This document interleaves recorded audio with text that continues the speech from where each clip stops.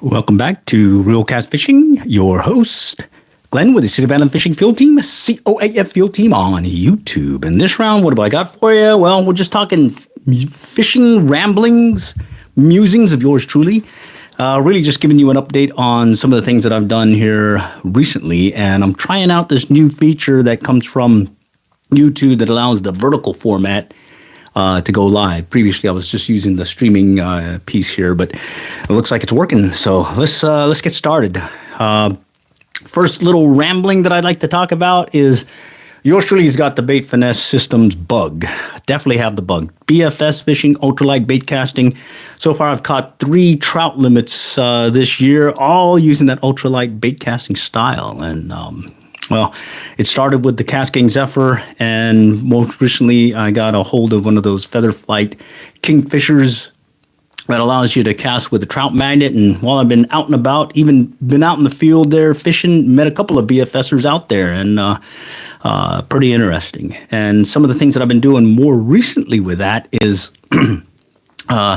making my own micro lures, DIY inline spinners. I did try this one micro blade that seems to be seems to be working well. It weighs about 1.6 grams and whatnot, but the issue that I have, let me take this off. The issue that I've had is here we go. Well, I went fishing today, and guess what? I went ahead and I got a little ouch on it, little dent, but let me go grab it real quick here for you. Okay. All right, here it is. This is the Kingfisher, Feather Flight Kingfisher. And this is the one I was using today, and actually the other day to limit out so far. And here is the little lure that I was using. It's a little inline, or not inline, but DIY blade right there. Let's see if I can show you a little bit better. Right there. And it got a little bent here. It's made with some split shot, and it weighs just about 1.6 grams. And so far, I've caught 2 bass with it today, and end up losing one also. But I'm really, really happy with this. This is something that you can make on the fly fairly quickly. Learned it from some other folks posting how to do it on the internet, and I think it's pretty fun. So do stay tuned. I'll get a video out on what I did today with this thing, and hopefully you might get a good idea as to how this baby's working. I did also get these other inline spinners that I picked up from, or parts that I picked up from Jan's Netcraft. Let me grab that real quick.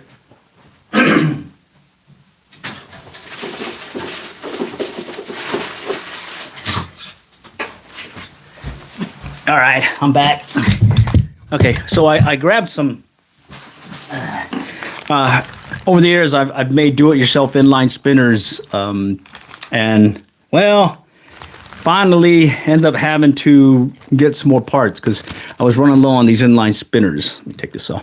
This is the one that uses a Panther Martin style blade right here, and it seems to work fairly well.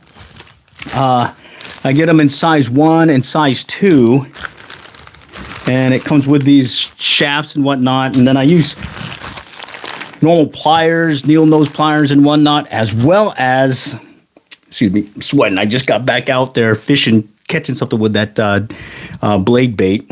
And I've got this little tackle tool deal that I got several years ago to help me tie it. But I mainly use the twist stick, which I also got on a whim several years ago. And just off and on over the years, I just kind of, I kind of grab stuff and just accumulate it, don't throw it away, and start putting some stuff together. So I ended up making these do-it-yourself inline spinners, excuse me.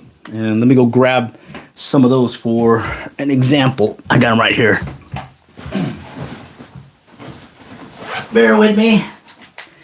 Here they are, okay? So I was telling you earlier how I was using the Feather Flight Kingfisher Bait Finesse Systems reel to cast these little trout magnets. These are 1 gram. right there, one gram. All right, and had some pretty good stuff. But lately, I've been jumping around and making these babies, these do-it-yourself inline spinners right here, and pretty much weighing them, making sure that I'm good to go. See Jessica McMullen, cool. Hi, Jessica. Oh, that I might need to. Yeah, fishing's good. Fishing's fun. All right. And I did post several videos already on some of the trout limits I've taken. Usually, either using trout magnets was the first limit I caught this year. Then I switched over to. I was going to try an inline spinner at another place, and they didn't want them. They wanted the power worms, and so I put on a split shot, couple of split shot, and some power worms on there, and I was able to limit out that one. Yesterday, when I went to the next place that I went to and got the third limit of trout this year, that one I started out with an inline spinner. Unfortunately, they wanted a slow retrieve deep down in the pond. And when I switched over to a copper super duper, hey, I limited out. I think I've got a video on that showing that. What are your best evidence for trout fishing? I don't know. What do you mean by best evidence? I've got several videos where I show you I'm catching them. So do check out the channel. They're right there. I got some live stream ones as well as some couple of ones that I've posted. Check them out. You'll see them. All right. Also do some fly fishing as well. But lately, at least this year, I've been having fun with this bait finesse piece. Let's see. Advice. What are your best? Oh, you mean what are your best advice for trout fishing? It depends on what style of trout fishing you're talking about. A pond, a river, a lake. Let's see, rad. All right. Well, when you let me know, I'll give you what I know.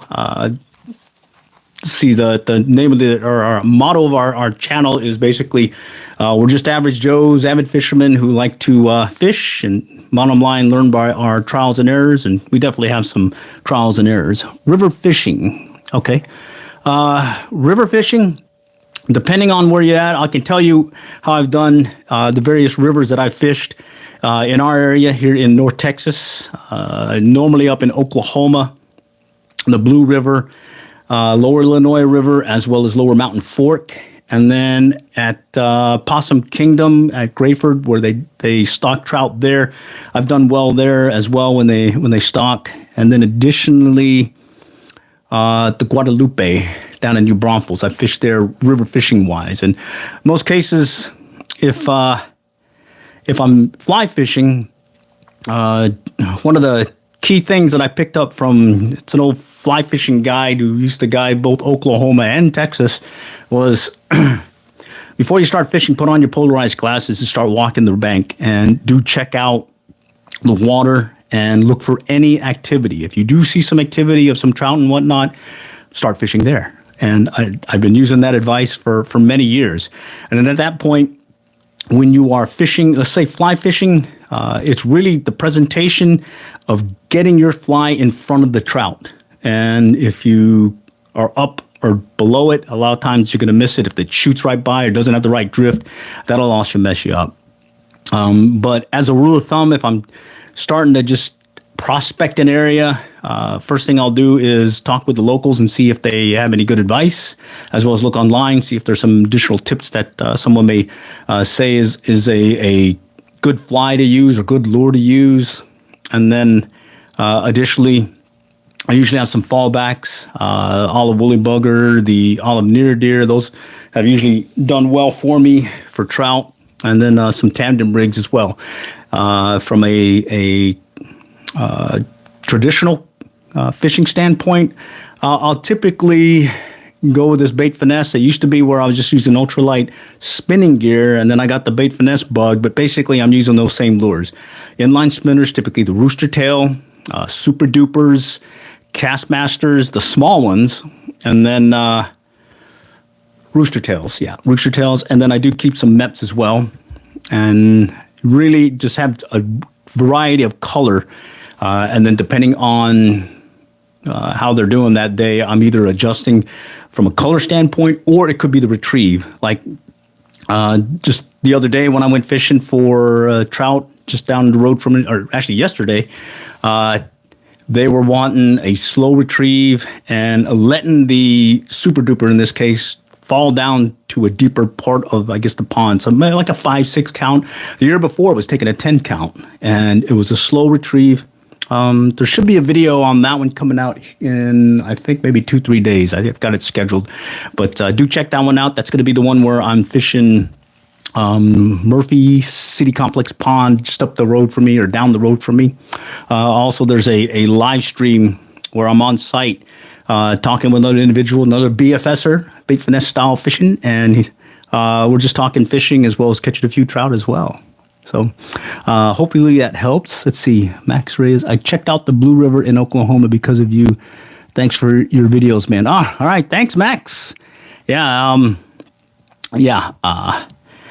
I like the Blue. I found out about that several years ago, more than several years ago, and I had some good advice from some of the folks that were there, and have met some friendly folks over the years. And bottom line, Blue River is a beautiful place to go. And if you're over here in the Dallas-Fort Worth area, it's about an hour, 45 minutes away. So it's definitely within a day trip, if not a long weekend, kind of hang out there as well. Do have to remember that there are some special regs for Oklahoma compared to here in Texas. 3 trout limit. You can't share a stringer. You have to have a tag that has your customer ID from your driver or from your fishing license, as well as your name on the tag, and you can't share tags, or you can't share stringers. Okay, so far that's the fishing ramblings I've had. Bait finesse, fly fishing and whatnot. Definitely open to others. Normally, what I'll do is about once a week, I host the podcast where we're talking about the fly fishing little red book of fly fishing, where I just go through 5 tips and talk about them, discuss them, and then we go from there. The other thing I do is one of these fishing ramblings, and this is a new format. Normally I just go through the normal live stream horizontal 16:9 format, but this came out, I think, just a few weeks ago, live streaming in the vertical format on the fly. So right now I've just connected. I've had a set of headphones on, but they seem to be kind of in the way. And then I'm feeding into a microphone, and I've got a pod track that's connected to the phone, just so get able to get some better audio, as well as I think I'm recording also. Yeah, got to record it for the podcast. Anyhow, for those that are on here, if you have any questions, definitely shout out. I'm monitoring, and this is pretty cool with this feature where I can see if anyone posts anything or has a question. Let's see. Have you ever tried fishing with a bobber before for trout? If so, any tips? Yes, I have. It's the bubble fly rig. I've got several videos on how the different ones that you tie. My favorite one is the adjust-a-bubble. And the reason why I like the adjust-a-bubble is I can keep my vest or fly box, and I'm ready to go if it looks like I'm using traditional gear, bait casting, spinning gear and whatnot, and it turns out I need to go to switch to flies, but I don't have my fly rod with me. But I do have my bubble fly or adjust-a-bubble. You can take that adjust-a-bubble. It opens. You can add water to it. Some people suggest putting some oil, meaning like vegetable oil, in it instead of water, because it'll evaporate on you supposedly. But I never had a problem with it. And then what's nice is as you slide your line through there, you can adjust the depth by just twisting and untwisting that little middle portion of it. And that's the one that I definitely prefer over the other ones, mainly because you can make that adjustment. Plus, you can make a really quick change out in the field with a bubble. All right.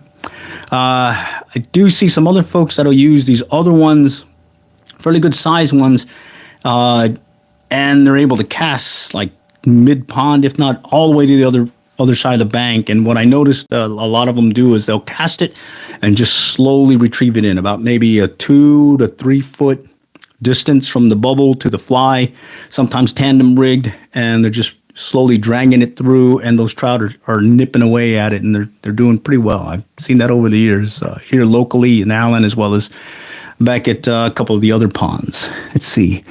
I had my most luck fishing on the bottom with a weight, leader, and a mosquito hook, and a quarter of a worm. I'm trying to find different ways to catch once it's getting hotter. Okay.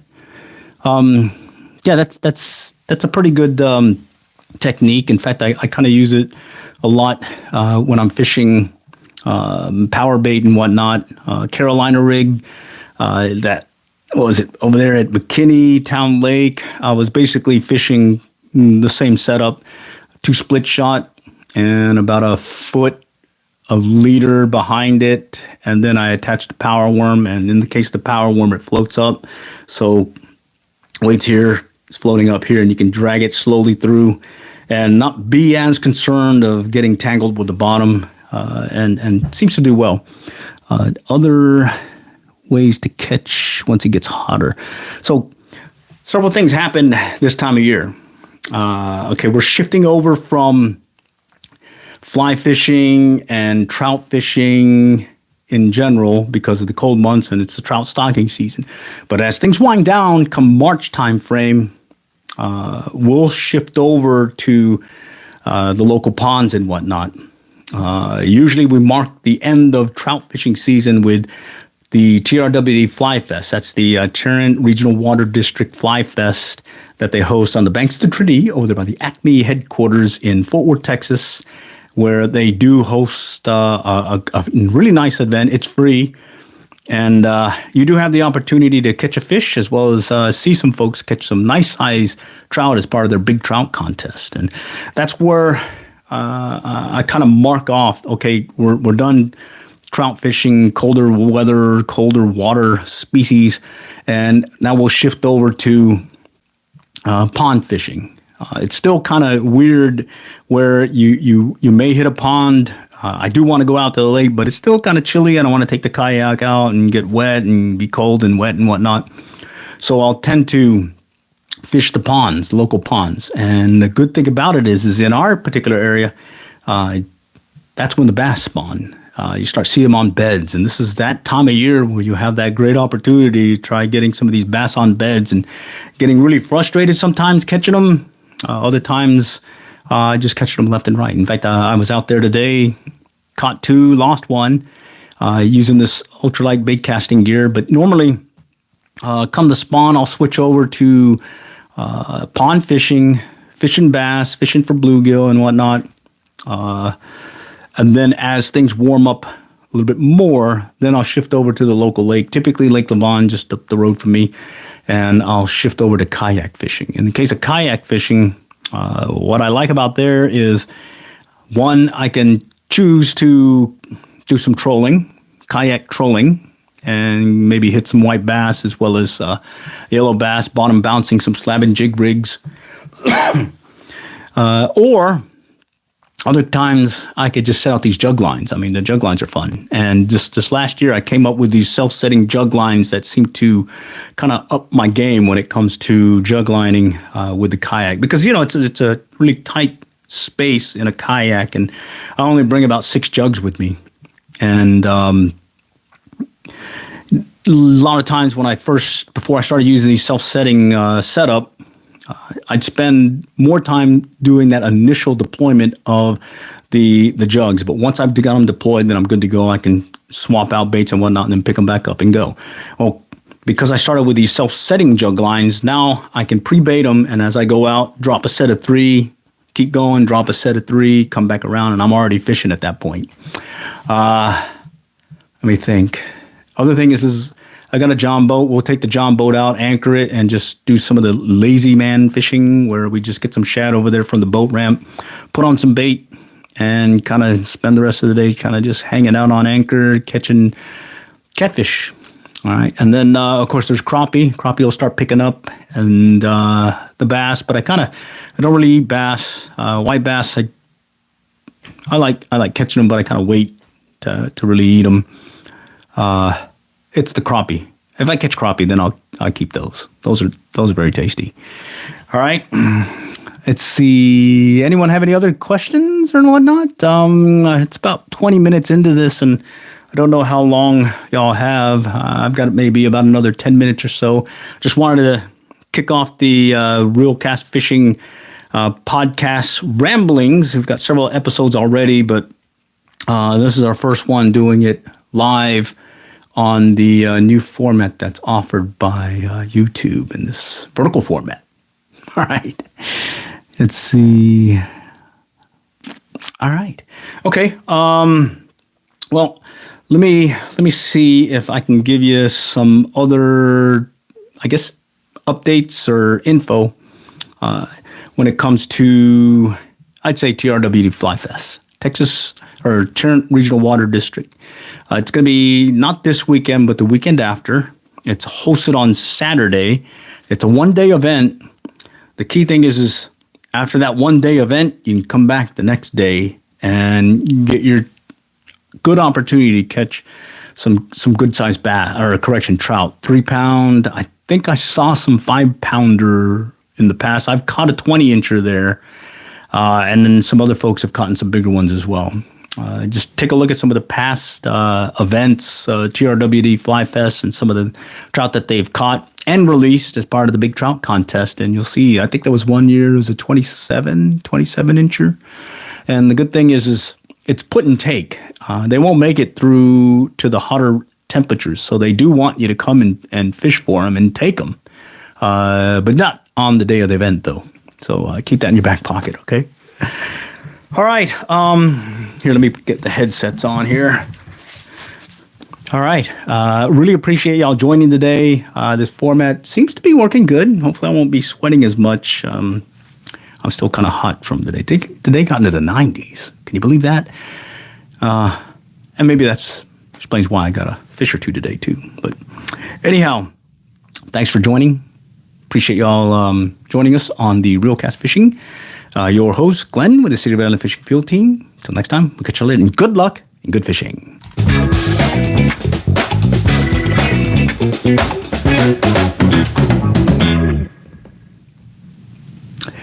Awesome. I don't know how to turn it off. Oh, this is crazy. Bear with me. The podcast edited, but it doesn't say how to turn it off. Holy cow. That's funny.